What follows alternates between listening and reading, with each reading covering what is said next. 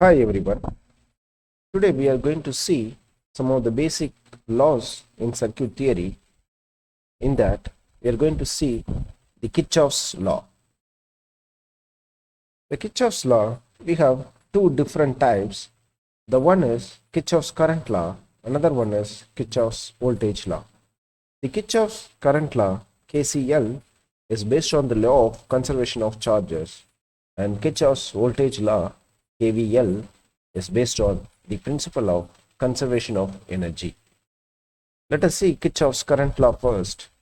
Kirchhoff's current law states that the algebraic sum of currents entering a node is 0, and mathematically summation n is equal to 1 to n, in is equal to 0. Here n is the number of branches connected to that node and in is the nth current entering or leaving the node. We can define the KCL in another form, that the sum of currents entering a node is equal to the sum of currents leaving the node. Let us see by an example. Here we have a network with 5 different branches connected to a particular node as mentioned here, and these currents having a different directions, that I1 is towards node, I2 is away from the node, I3 and I4 is towards the node again, and I5 is away from the node. So here by convention we can consider a positive sign for the currents which is entering the node and negative sign for currents leaving the node.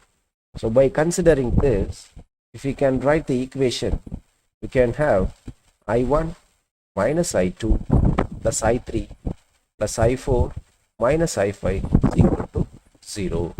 By rearranging this, we can get I1 plus I3 plus I4 is equal to I2 plus I5. So basically this I1 plus I3 plus I4 are the currents entering into the node, and I2 and I5 are the currents leaving the node. Therefore, the KCL can be defined as the sum of the currents entering the node is equal to sum of the currents leaving the node.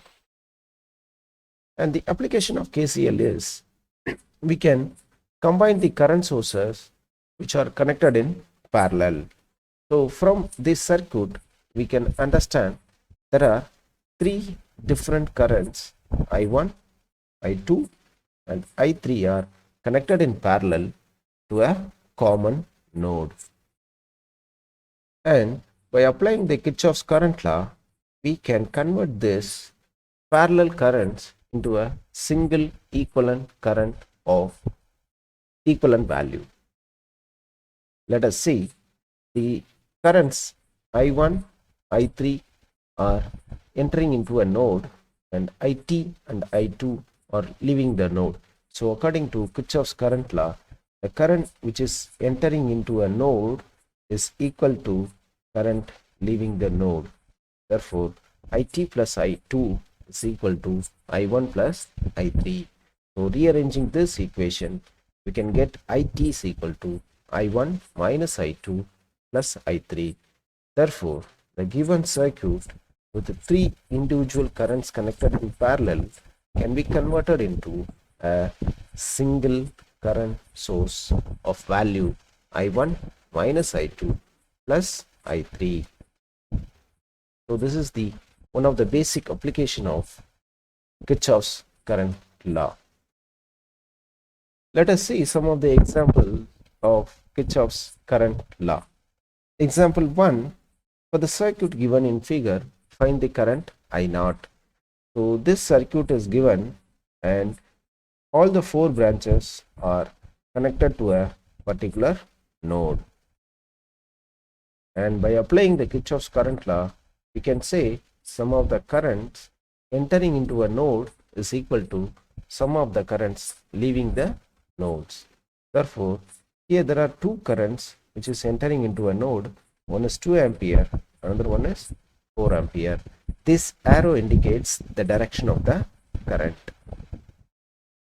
Therefore, 2 plus 4 is the sum of the currents entering into a node, and the currents leaving the nodes are 10 ampere and I naught.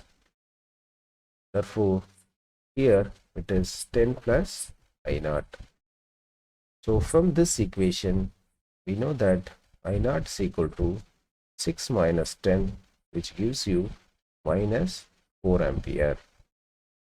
Actually, this minus indicates the direction of the current, and this 4 indicates the magnitude of the current. In the given circuit, the I naught is flowing away from the node and its value is minus 4 ampere, which means the I naught is actually flowing towards the node with a magnitude of 4 ampere. Here is the example 2. For the circuit in figure, find the currents I1 and I2. Here also we are going to apply the Kirchhoff's current law. And here in the circuit we have 1, 2, 3 different nodes. In order to find out I1 and I2, we need to apply Kirchhoff's current law to a particular node. So I1 is coming to node number 2. So by applying Kirchhoff's current law in this node, we have incoming current is I1 and the outgoing currents are 4 plus 3, which gives you 7 ampere.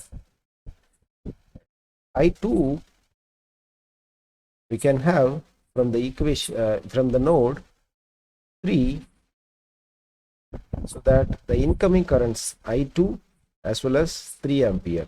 Therefore, I2 plus 3 is equal to outgoing current is the 2 ampere, which is minus 2. Therefore, your I2 is equal to minus 5 ampere. Here also, this minus indicates the direction of the current and this 5 indicates the magnitude of the current. In the circuit, I2 is given as it is flowing towards the node with current of minus 5 ampere. Actually, the current is flowing away from the node with the plus 5 ampere. In the example number 3, we have a circuit of 2 current sources. One is 6 ampere, another one is I naught by 4. But see, when you see the symbol of the current source, one is given as a round, another one is given in the square. So this current source is called as independent current source, and this current source is called as dependent current source. Actually, this current depends on the I naught, which is flowing through the 2 ohm resistor. Right. So here we need to find out V naught and I naught. So in order to find out V naught and I naught, we need to apply Kirchhoff's current law at this particular node. We have the current entering the node, which is 6 ampere, is equal to current leaving the node I naught plus I naught by 4 plus consider a current of I1 here. Therefore, plus I1. And by applying Ohm's law, we need to have the value of I1 and I naught. So I naught is given by V1, which is the node voltage of this node, minus V0 or V naught is divided by the resistance value, which is 2. Actually, the V naught is the reference node where the value of V naught is equal to 0. Therefore, we can have I naught is equal to V1 divided by 2. Similarly, I1 is equal to V1 divided by 8. So by substituting these two values into the equation, we can have 6 is equal to V1 by 2 plus V1 by 8 plus V1 by 8, which gives you 6 V1 by 8. And on left hand side we have 6 and right hand side we have 6. That gets cancelled, therefore you get V1 is equal to 8, which is the node voltage of this node A. And actually we need to find out the value of V0 and I0. So we know that I0 is equal to V1 divided by 2. Therefore it is 4 ampere. So V0 is equal to 4 ampere. And we need to find out the value of V0, which is equal to V0 is equal to I1. According to Ohm's law, it is I1 into R. R is here is 8. Therefore I1 into 8, where is where I1 is V1 by 8 into 8, which gives you 8 volt. Therefore your V0 is 8 volt and your I0 is 4 ampere. That's all about Kirchhoff's current law. If you have any queries, you can send a mail to kgcenterforlearning@gmail.com, or you can put your message in chat box. Thank you.